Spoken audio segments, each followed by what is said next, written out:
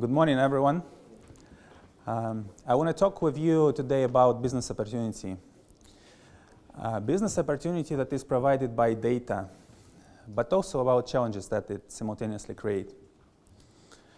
So if you take your smartphone and start typing new message on the Facebook, you actually think that you are a customer of Facebook and you expect to be treated like a customer. But that's actually wrong. We're not customers. We're products of the Facebook. We're products that help generate them enormous profits, billions of dollars. You ask me, where is the trick? I'll tell you that trick is in your data. So let's break for just 1 second. Okay, great. We just as a world generated more information that was stored in the internet 20 years ago. Can you imagine? And what's more impressively, amount of information that is generated is growing. And not only growing, it's actually accelerating. By 2020, we'll have 5 times more information generated annually than we have today. This is strongly supported by key digital megatrends which we observe today. So first is cloud computing. Remember yourself walking last time around your office building. So you probably will not notice something which was there just a few years ago. I'm saying about data server room. It's now completely moved to the cloud, which is, in the end, huge data centers which are operated by Amazons and Googles of this world. Second, smart devices. If I will make assumption that everyone here has a smartphone, probably I will be right. Probably a lot of you have 2 smartphones, or maybe 3. Third megatrend is Internet of Things. To me, this is the race between leading technology companies like Cisco, for example, who are trying to win the battle, which is called, I want to be the first one to connect your refrigerator to the internet. And the last trend is rise of online communities.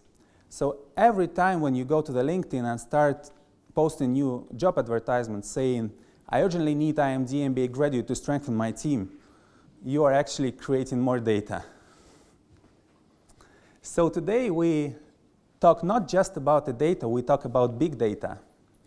But I'm not sure that everyone understands what actually is big data. Big data can typically be described by 3 V's. First V is volume. So if you just recently changed your laptop because your hard drive disk space was not enough, then welcome to the big data. Second V is variety.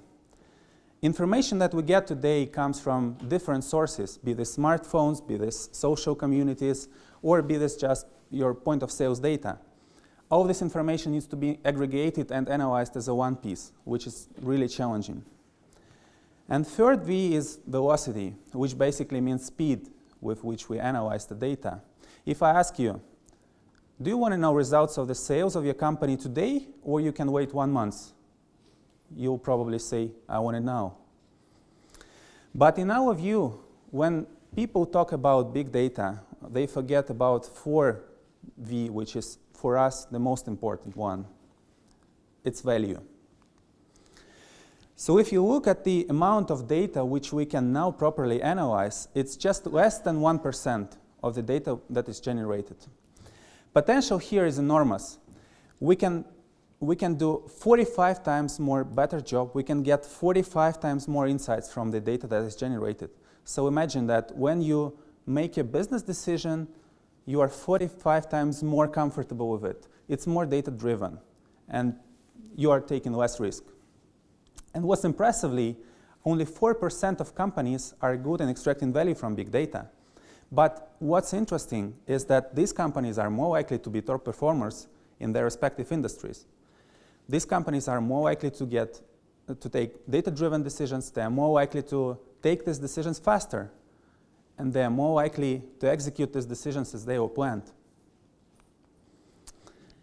So how actually these companies create value from the big data? We found 6 common value-creating strategies around big data capabilities.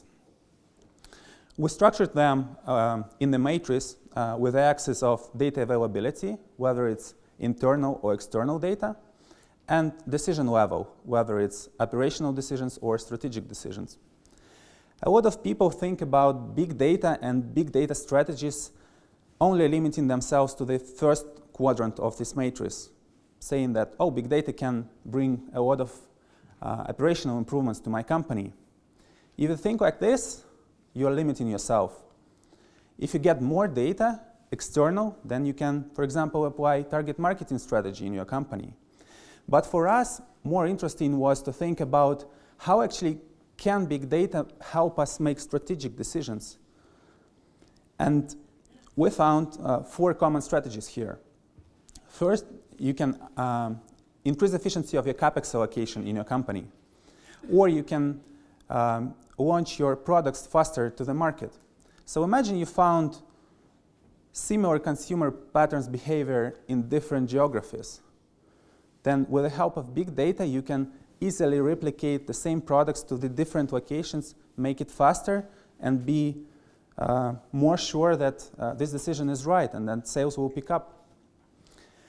And the last quadrant to us is really the state of art about big data, is when you can actually change business model with a big data or create big data as a separate business, as a separate revenue stream. So here, we all know healthcare industry.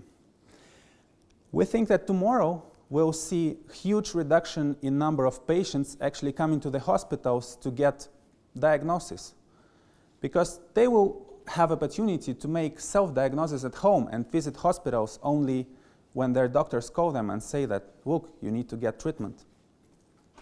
That's how big data is changing the game that we are playing. So let me briefly walk through one example of UPS, how actually they implemented big data in their operations. So what they've done, they have a huge fleet of trucks which they equipped with different sensors which were measuring a lot of performance indicators, and they connected it to online maps to better track performance of these trucks. They started monitoring down to little painful details of the performance of these trucks, like how many right turns the truck is doing, how many left turns it's doing. And then they aggregated it all together to design better routing, and what's more importantly, to actually monitor how many breakdowns did the truck have, and they could predict preventive maintenance, how much maintenance do they need before the trucks leaves their warehouse. Results that they've got were impressive. They only saved $30 million just in fuel costs, and this paired with reduction of CO2 emissions, which they released to the atmosphere. So they're impressed. What's next? Next, they look at their aircraft fleet, which is making 2,000 flights daily. Enormous opportunity, company believes. I'm sure that you now want to ask me, so how can I build big data capabilities in my company? We have 3 main building blocks for this. So first of all, you need to adjust corporate culture. This corporate culture needs to allow experimentation and allow mistakes, because big data is still an unknown field and it will be associated with risks. Then you need to create collaboration between data scientists and business people in your company in order to better use insights from the data. Secondly, you need to build secure technology platform, which will be scalable, because we saw that amount of data that is generated is growing. So this platform should accommodate increasing flows of the data in it. And then it should be highly secure. As we heard yesterday, security is becoming more and more important, and I'm sure no one of us wants to damage reputation of the company because of the data leakage. And thirdly, you need to enable your organization. You need to create separate department of data excellence and hire and retain best data scientists and data analysts in your company, which is actually a very challenging job to do, because here you're competing not just with your direct competitors in the industry, but you're competing for these talents with Google or Microsoft, who are very famous for their amazing corporate culture. And lastly, you need to secure buy-in from top management in the organization so that he promotes big data insights in your company and encourage use of it. But I must disappoint you. That's not enough. And why? My friend Rodrigo will tell you. Well, those steps are a great start to building big data capabilities in your company. However, to get the complete picture, we also need to look at external factors. When we look at the global map of regulation maturity across the world, we see that there are various stages, and they're also very, very fragmented. Fundamentally, there are also three different approaches that countries treat data protection in their laws and regulatory framework. In the States, we have more of a light touch regulation where companies are expected to self-regulate and heavily fined when they become non-compliant. The APEC sets minimum standards across its member countries. These countries are at various stages in terms of their regulation maturity. And in the European Union, we have very strict and extensive regulatory framework for data protection laws. However, even here in Europe, you don't really address properly all the major issues.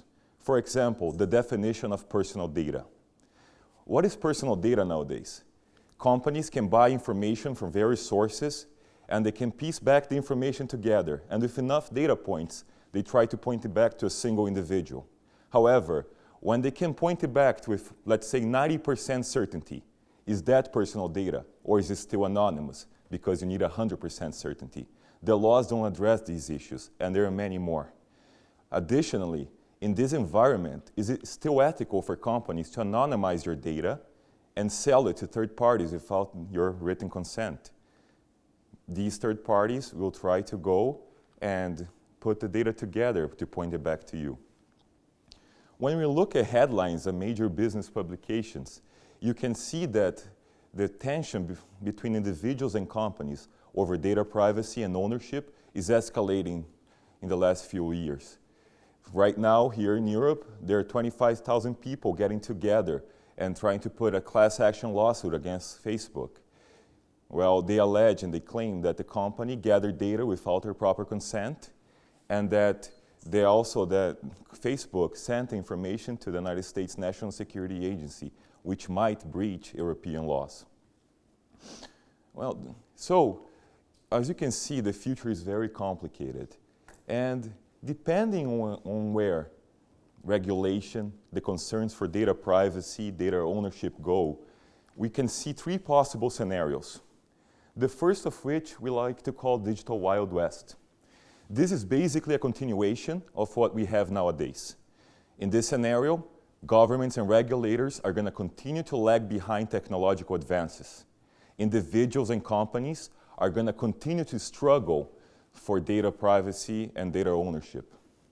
For an example, we can look to the United States, where in 2012, a man barged into a Target store. It's a large US retailer. He demanded to speak to the manager. He was complaining that his teenage daughter, barely 18, had been getting coupons for baby clothes and cribs, and was accusing Target of encouraging his teenage daughter to get pregnant. It so happens that Target analyzes the purchasing behavior of all its customers, and he had decided that with very light likelihood that this girl was pregnant. So it started targeted advertising and sending her the coupons. What's frightening is that Target was right. The company knew before the girl's own father that she was pregnant. Well, this is just an example of the tensions that can be created, and in this environment, the struggle will continue. Our second scenario we like to call Digital Eden. It's basically paradise for us as individuals. We have complete control over our information. We control what data we share, who we share it with, and even for how long companies can hold on to that data. However, as you can imagine, this will pose great challenges for companies. Target, for example, will it still be able to conduct a successful targeted advertisement campaign? Well, we don't know. And finally, the third scenario that we envision, and a complete opposite of Digital Eden, we like to call Big Brother. As the name suggests, in this scenario, Companies will know everything about you, your shoe size, your favorite color, favorite food. What was the TV show that you like to watch Monday nights? Again, society in this scenario will have decided that data sharing and the benefits that it brings is much more important than any privacy concerns and problems that it may solve, that it may pose. And when we look at business implications, this will create a lot of new business opportunities just because of the sheer amount of data that will be available out there. So, at this stage, you might be wondering, will my company's targeted advertisement campaign still work in the future? If so, what do I have to do for it to be successful under each scenario? Even more so, how can my company best extract value from big data? Well, we would love to discuss all the answers to these questions with you in our workshop at 10 o'clock or 10:10 or 11:20 that's coming up. And we invite you to be there and hope that we can trade ideas. Thank you.